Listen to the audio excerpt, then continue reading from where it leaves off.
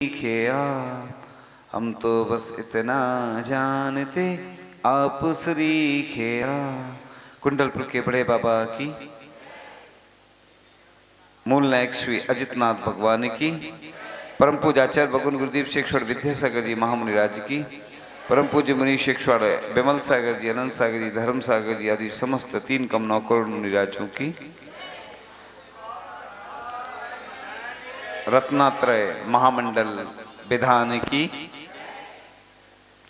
आज का यह पावन प्रसंग सभी लोग इस भक्ति के महाअनुष्ठान में भक्ति के माध्यम से अपने आस्था को प्रकट करने के लिए एकत्रित हुए हैं। भगवान की भक्ति करते समय व्यक्ति सब कुछ भूल जाता है। ऐसे अनेक उदाहरण मिलते हैं। आचार्य मानंद गोस्वामी ने भक्ति की तो भक्ति के माध्यम से ताले टूट गए, और भी अनेक आचार्य हुए हैं। आचार्य समंत्रभद्र स्वामी हुए हैं जिन्होंने भक्ति की, भक्ति के माध्यम से प्रतिमा प्रकट हो गई। तो वैसे तो विगत कई महीनों से आप लोग लाभ ले रहे हैं, लेकिन फिर भी कई ऐसे होते हैं धर्म पिपासु कि जो भगवान की भक्ति करने में ही अपना सब कुछ मानते हैं, अपने आप को समर्पित कर देते हैं। तेरे दर पे लुटा दी हैं सब तमन्नाएं, लोग कहते हैं खुद को मिटा बैठे। तो बस भगवान की भक्ति ऐसे ही की जाती है। ऐसे पद्म पुराण में उदाहरण कई मिलते हैं कि रावण जब भगवान की भक्ति करता था तो बस बीड़ा की तार टूट जाती है तो वह अपनी नस निकालकर बीड़ा की तार की जगह लगा देता। इसलिए आयोजन होते हैं, इनका उद्देश्य यही होता है कि कैसे हम अपने कर्मों की निर्जरा करें। अपन देखते हैं कि कोई गरीब है, कोई अमीर है, कोई बीमारी से पीड़ित है। ये नाना जीवा नाना कम्मा, यानी नाना प्रकार के जीव हैं और नाना प्रकार के कर्म हैं। तो ये जो भगवान की भक्ति होती है, अभी तक का जीवन का अनुभव लगभग 20 साल का अनुभव है, बड़े बड़े ग्रंथ पढ़ने के बाद और बड़े बड़े जो विशेषज्ञ हैं उनसे चर्चा करने के बाद यही तय होता है कि सबसे ज़्यादा पावरफुल होते हैं तो मंत्र, स्तोत्र आदि होते हैं। मंत्र की जाप करते हैं, स्तोत्र का पाठ करते हैं और शांति धारा आदि। ये ऊर्जामयी, सब ऊर्जा से भरपूर होते हैं और इनमें विशेष पुण्य का बंध होता है। इसलिए कभी भी जब भी अपन परेशान हो तो क्या करें, अपन भगवान की भक्ति करें। इसलिए यह जो पूजन आदि की जाती है वह तो अपन कुछ घंटे करके चले जाते हैं, लेकिन जो विधान होते हैं इन विधान के माध्यम से जितने दिन तक वह विधान चलता है उतने दिन तक हम संयम का पालन करते हैं। भोजन पर भी कंट्रोल हमारा रहता है। इनके माध्यम से अपन बंध जाते हैं, और जब बंधे रहते हैं संकल्प होता है तो संकल्प में शक्ति होती है। अपना मन स्थिर नहीं रहता है, मन चंचल रहता है।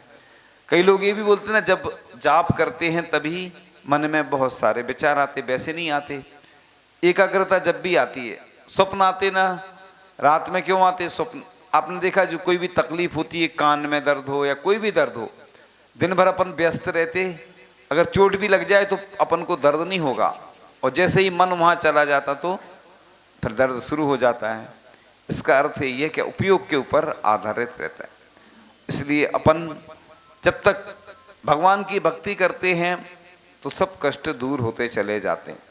भूल जाते हैं अपन। इसलिए कई लोग हैं जब घर पर रहते हैं भोजन आदि करेंगे या टीवी देखेंगे या कोई और भी ऐसे कार्य करेंगे आरंभ सारंभ आदि के, लेकिन जब मंदिर में रहते हैं तो बस शुभ क्रियाएं ही मंदिर में होती हैं। इसलिए ऐसे कई उदाहरण अपने सामने हैं कि वह एक व्यक्ति था जो प्रतिमा के सामने अपना लक्ष्य तय कर लेता है कि मुझे यह प्राप्त करना है, धनुर्विद्या सीखना है। गुरु के पास जाता है, गुरु मना कर देते हैं। गुरु ये समझ जाते हैं कि हो सकता है यह विद्या सीख करके इस विद्या का दुरुपयोग करे, तो बस गुरु मना कर देते हैं, हम तुम्हें यह विद्या नहीं सिखाएंगे। लेकिन उसने तो तय कर लिया था, सोच लिया था कि मुझे विद्या सीखना ही है। अब प्रतिदिन उसने एक मिट्टी की प्रतिमा बनाई और प्रतिमा के सामने वह अभ्यास करने लगा और अभ्यास प्रारंभ कर दिया उसने। और करते करते अभ्यास एक दिन वह उस विद्या में पारंगत हो गया। यानी वह जो एक दूसरा शिष्य था उसने गुरु से डायरेक्ट सीखी थी वह विद्या, लेकिन उससे भी ज़्यादा पारंगत वह बन गया जिसने गुरु को यानी गुरु के बिना विद्या सीखी। प्रतिमा को ही प्रतिमा एक बनाकर गुरु की और उसके आगे उसने अभ्यास शुरू कर दिया। तो बस अब वह प्रतिदिन जब भी कुछ गलती हो जाती क्षमा भी मांगता वह, और क्षमा मांगने के साथ साथ जब उसको उपलब्धि हासिल हो जाती तो फिर वह प्रसन्न होता। एक दिन बहुत दिन हो चुके थे, वह जो दूसरा शिष्य था एक दिन वह आता है उस जंगल में और दोनों की चर्चा होती है कि इसने धनुर्विद्या सीखी है। तो वह पूछता है कहाँ से सीखी, तो वह बोलता है मैंने गुरु से सीखी है। गुरु कहाँ है? बोलते हैं चलो जंगल में। जंगल में दिखाता है एक मिट्टी की प्रतिमा बनी हुई है। उस प्रतिमा को देख के वह कहता है ये थोड़ी गुरु हैं, वह कहता है यही मेरे गुरु हैं। तो जब वह निशाना लगाता है तो उससे भी कई गुना अच्छा उसका प्रदर्शन रहता है।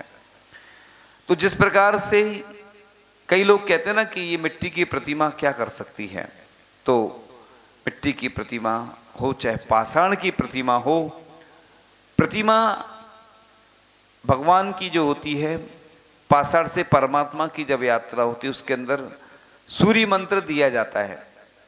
सूर्य मंत्र के माध्यम से प्राण प्रतिष्ठा हो जाती है, पाषाण से परमात्मा बन जाते हैं, तो वह त्रिलोय पूज्यम यानी तीन लोक में पूज्यता को प्राप्त हो जाती है।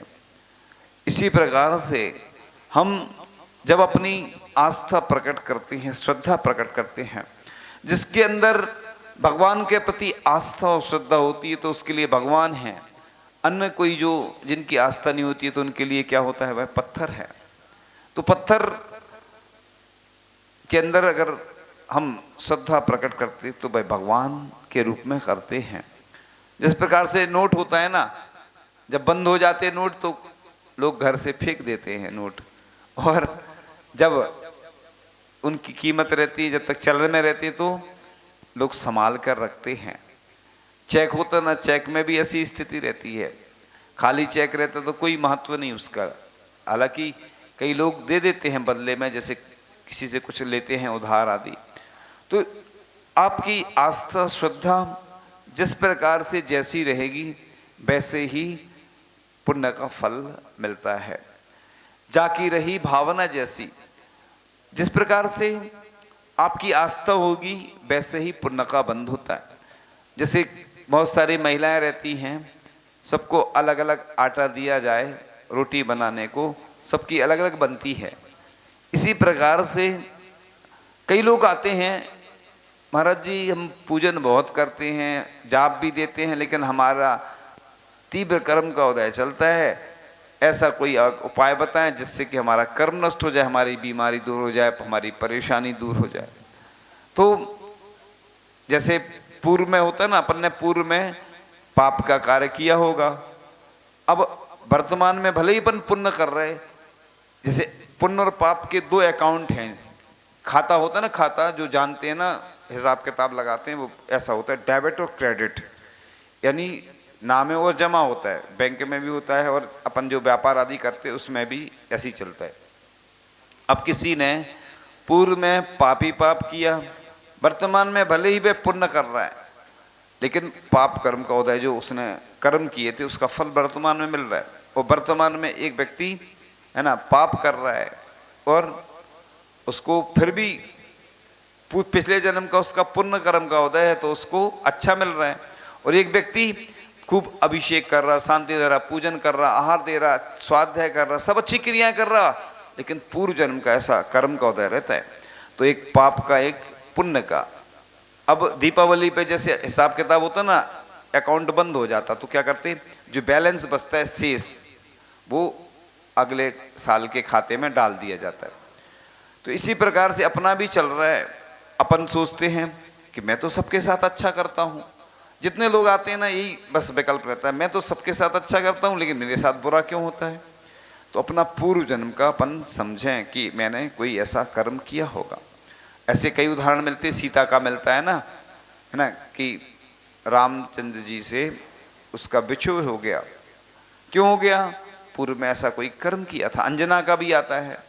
तो अपन ये पुराण ग्रंथ पढ़ते हैं, उससे यही शिक्षा मिलती है कि अब हमें ऐसा नहीं करना कि जिससे फिर से ऐसा कर्म का उदय आए। कई बार अपन बैठने जाते ना किसी के यहाँ, तो एक सूत्र आता है ना, दुख शोक तापा क्रंदन, इकाई में आता है तत्वार सूत्र। इसका अर्थ क्या है, तो अपन पूर्व जन्म में अपन ने ऐसे दुख आदि किए, उससे तीव्र कर्म का बंध हुआ, वर्तमान में उसका फल मिल रहा है। ऐसे ही अपन फिर से करेंगे तो फिर वो कर्म बंध जाएगा और फिर जब उदय में आएगा तो फिर अपन को ऐसे ही कष्ट उठाने पड़ेंगे। इसलिए अपन को हमेशा अच्छे से अच्छी भावना रखना चाहिए। कई लोग कहते हैं कि हम अकेले हमने ठेका ले लिया है कि हम सबके प्रति अच्छी भावना रखें, और लोगों ने क्यों नहीं लिया। तो अपने यहाँ जैन दर्शन जैन धर्म कहता है कि हम तो सबके प्रति अच्छा करें। एक बुढ़िया थी, ट्रेन में जा रही थी तो कुछ थैले में बीज रखी थी, और बीज मुट्ठी भर भर के वो ट्रेन चल रही थी, और चलती ट्रेन से वह खिड़की में से बिखेर रही थी, डाल रही थी नीचे। लड़के बैठे हुए थे सामने, उनने देखा कि ये तो मूर्ख है, ये क्या बीज फेंक रही है फालतू में। उससे पूछा, उन्हें रहा नहीं गया लड़कों को, तो उनने पूछ ही लिया, माँ जी ये आप बीज व्यर्थ में क्यों डाल रही हैं। उसने कहा कि देखो मैं इसलिए डाल रही हूँ कि जब बरसात आएगी ये बीज अंकुरित होंगे, इनसे अच्छे अच्छे पौधे निकलेंगे, फल मिलेंगे, तो लोगों को इससे फल की प्राप्ति होगी। उसकी कितनी अच्छी भावना। और लड़के या कोई हंसी उड़ा रहे हैं उसकी। कई बार जैसे कोई पड़गान करता है ना, जैसे कई लोगों का नियम रहता है, जैसे अक्षय तृतीया को करते ना पड़गान। अक्षय तृतीया सबको मालूम है कि ये इस दिन आदिनाथ भगवान को आरदान की प्राप्ति हुई, आहार की प्राप्ति हुई, इसलिए उस उपलक्ष्य में प्रति वर्ष एक दिन आता है और लोग बाहर आके पड़गान करते। ऐसे ही हस्तिनापुर में कोई एक परिवार था, ऐसा हमने सुना था, वो प्रतिदिन पड़गान करते। ऐसे अपन भी कर सकते। कहाँ लिखा है ऐसा शास्त्रों में कि स्वधर्मेंद्र प्रतिदिन नहीं बन सकते अपन? प्रतिदिन बन के भावना ऐसी करो। ऐसे ही राजा श्रेयांश और सोम बनकर आहार दान दो, क्योंकि जय धवला छठवीं पुस्तक में लिखा है कि अतिथि का लाभ संभव नहीं होने पर भी वह दाता है, क्योंकि संत पुरुषों ने दाता के किए गए प्रयत्न को ही सच्चा दान माना।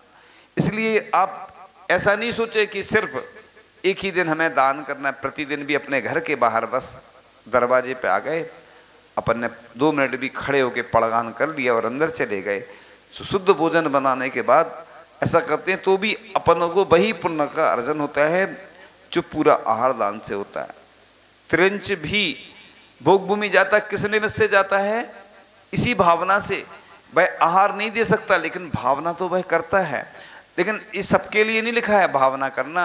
जिनको ऐसी स्थिति जब नहीं बनती है, कोई सूतक है या कोई और समस्या है, तब ऐसी भावना करना।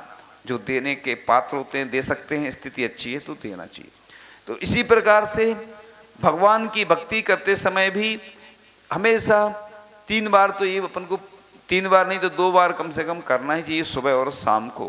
क्या करना चाहिए कि हे भगवान, सभी जीव निरोगी रहें, सबके कष्ट दूर हों, सबको औषधि की प्राप्ति हो, सबको भोजन की प्राप्ति हो। ऐसी भावना करने से तीर्थंकर बन जाएंगे आप, है ना। हम क्या बोलते हैं हमेशा, दान बनाता है भगवान। दान क्या बनाता है? भगवान बना देता आपको। तीर्थंकर प्रकृति का बंध करने में निमित्त है। तीर्थंकर प्रकृति का बंध कराने में कारण होता है दान। सेवा करने से भी वैयावृत्ति आदि 16 कारण भावनाएं आती हैं, इनसे भी तीर्थंकर प्रकृति का बंध होता है। अब कोई घर में भी रहता है, कई बार कोई प्रतिमाधारी है या कोई और भी ज्यादा उपवास आदि करता है, तो अपन उसकी वैयावृत्ति करें। जब श्रावक संस्कार शिविर में जो लोग जाते हैं, उधर कोई का उपवास होता है, कोई बीमार हो जाता है, पूरे लोग मिलकर उसकी सेवा करते हैं। क्यों करते हैं? इसलिए करते हैं, ये हमारा कर्तव्य है। मुनिराजों को भी एक दूसरे की, मुनिराज की वैयावृत्ति लिखी है। क्यों लिखी है? जंगल में रहते थे पहले, अब श्रावक को कहाँ से बुलाएंगे? रात में कोई महाराज जी को कोई बीमारी हो गई, कष्ट हो गया, तो मुनि महाराज ही वैयावृत्ति सेवा करते हैं। क्योंकि श्रावक जब आएगा जब करेगा वो, लेकिन मुनिराज वैयावृत्ति करते। तो ये महान पुण्य के बंध में कारण है।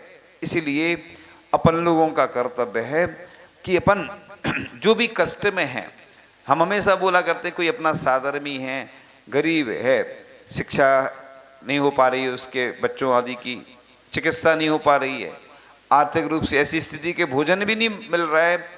जिस प्रकार से अभी बीच में जब बीमारी आई थी, तो लोगों ने संकट में सबकी मदद की। इसी प्रकार से हमेशा करना चाहिए। यही तो पुण्य बढ़ाने में कारण है। तो बात चल रही थी कि भगवान की भक्ति हमें वह शक्ति प्रदान करती है कि मुक्ति में वह निमित्त बन जाती है। इसलिए यह अनुष्ठान हमें यह शिक्षा देते हैं कि इसी प्रकार से हमें धार्मिक अनुष्ठान करते रहना चाहिए, जिससे कि हमारा जीवन तो अच्छा बनता ही है। हमारी निर्बल भावनाएं होती हैं और हमारे विशुद्धि बढ़ने से, हमारे पुण्य प्रबल होने के कारण से हमारी सब परेशानियां ठीक हो जाती हैं। हम तो लोगों से हमेशा बोला करते हैं कि तुम दुनिया में कहीं भी चले जाओ, अमेरिका भी चले जाओ, तुम्हारी बीमारी ठीक नहीं होगी। ठीक होगी तो तुम्हारा जब साता कर्म का हो जाएगा। इसलिए आचार्य पूज्यपाद स्वामी ने लिखा है, भक्ति में, शांति भक्ति में, विद्या भेषज मंत्र तो ही हवनई। विद्याएं भी काम करती हैं, विद्याएं भी काम करती है। भेषज माने औषधि भी काम करती, तो ही माने जल भी काम करता है, जल भी औषधि बन जाता है। विद्या भेषज मंत्र तो ही हवनई, हवन आदि जो अनुष्ठान होते हैं ये भी सब काम करते हैं।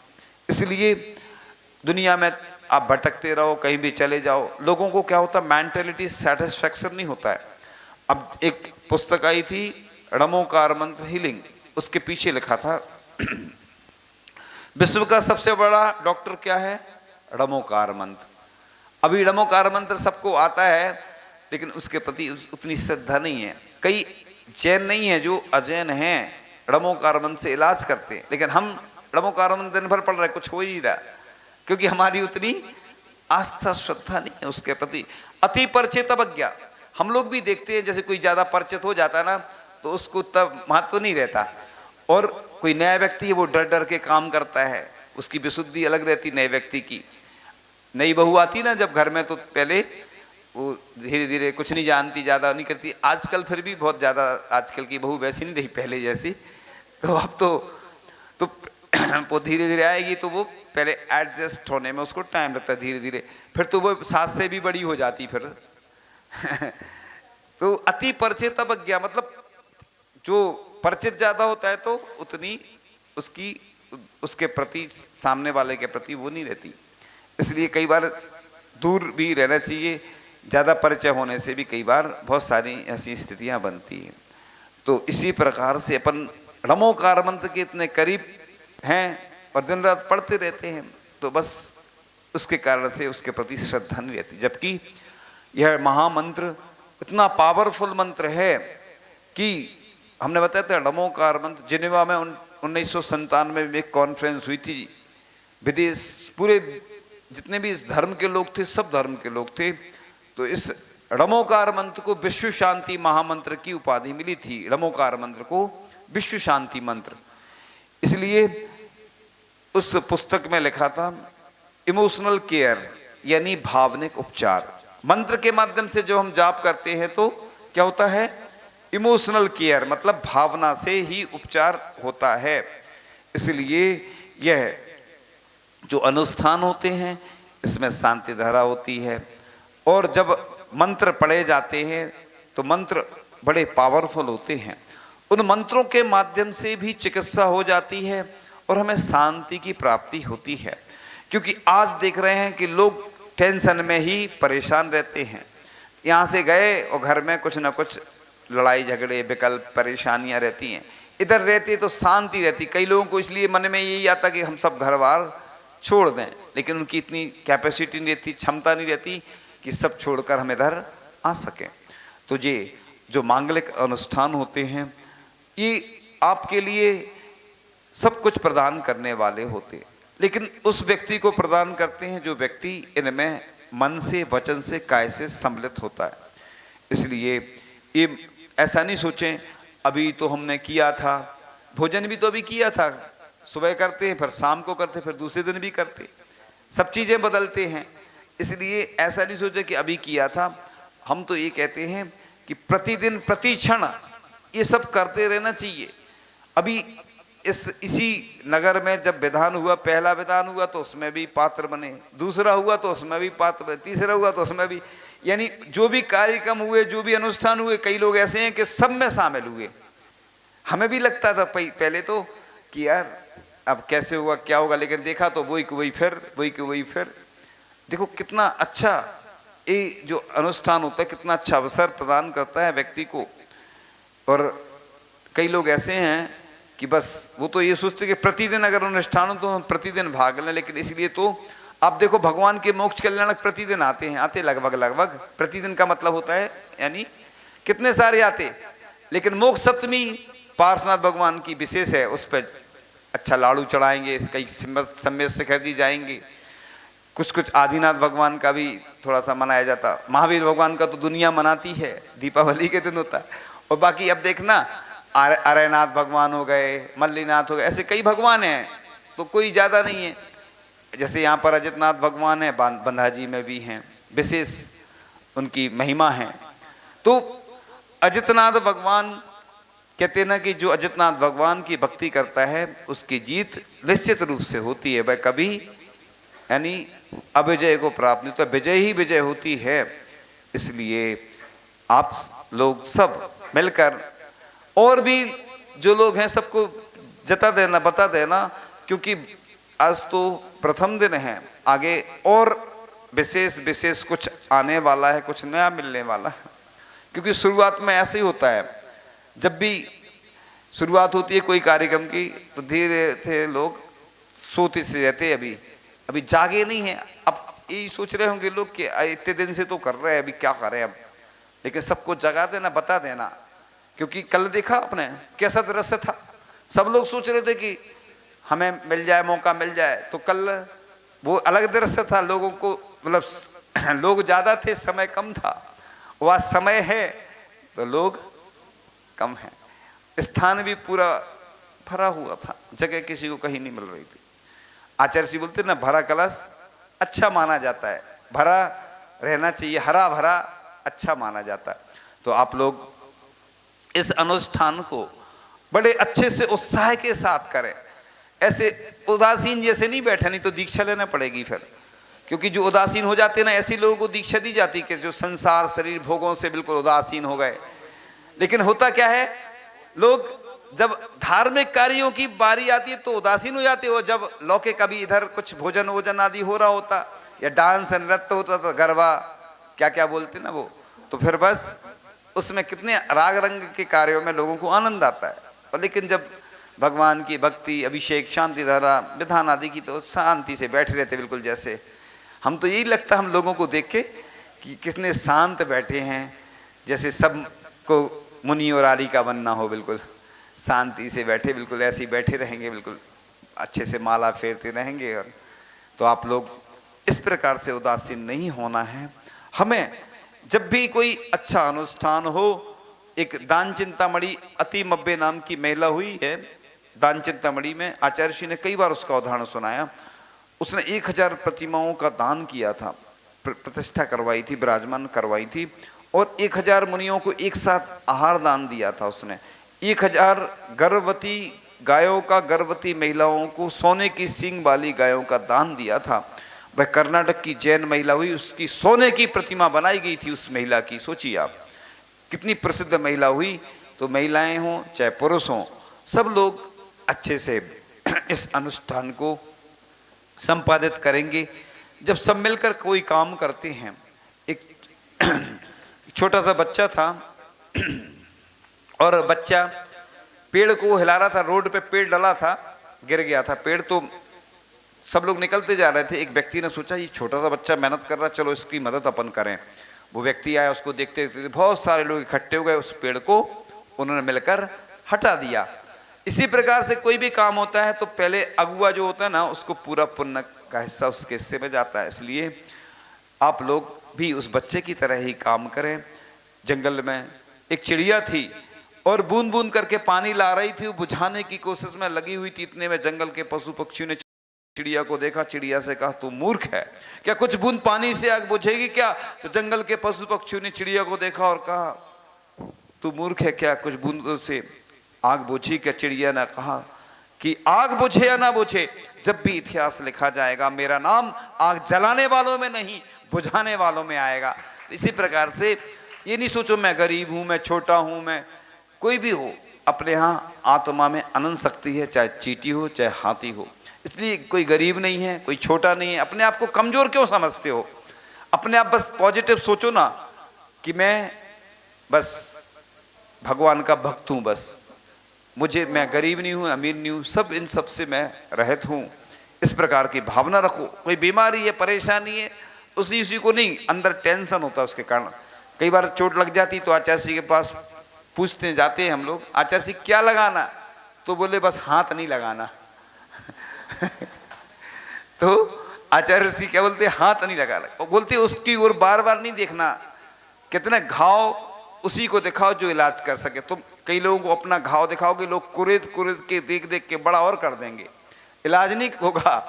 इसी प्रकार से अपनी परेशानियां सबको नहीं दिखाओ, ना बताओ, भगवान के आगे या गुरुओं को बताओ कि जिससे आपके कर्मों का क्षय हो, पुण्य का बंध हो।